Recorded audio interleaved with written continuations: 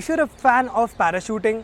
paragliding, or you like any kind of air sports, this news is especially for you, as the government has launched India's first National Air Sports Policy 2022. Well, earlier in the day, Jyotiraditya Scindia, the Civil Aviation Minister, has launched this policy, and the government's long-term vision is to make India a hub of air sports. Not only in terms of number of sporting activities, but the minister also aims to make India a hub of air sports goods that are manufactured, and the government is very likely to bring in a PLI scheme in the coming few years to promote the manufacturing of all these air sports goods. Besides this, the government has also said that this has a long-term effect as far as employment opportunities are concerned as well, because this policy can generate at least 1 lakh fresh jobs, and these are the direct jobs that I'm talking about, but the government can also create a lot of indirect jobs. Besides this, the government has as of now shortlisted 13 sports,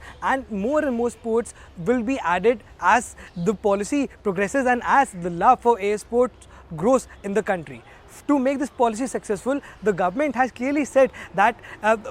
because of India's great geographical terrain,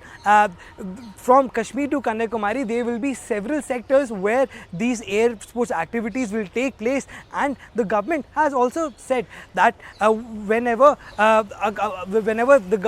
any user or whenever any individual wants to get into these activities, they will go through a proper route, and for this the government has also formed a separate entity, and it is called the Air Sports Federation of India, and AFSI will be representing India in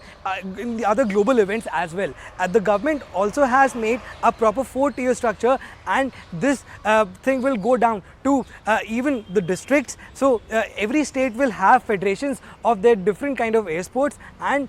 this will go down to each and every district. So all in all, we can expect that this policy can literally be a game changer as far as the future of air sports in India is concerned. And after the launch of this policy, we can totally expect a lot of air sports fans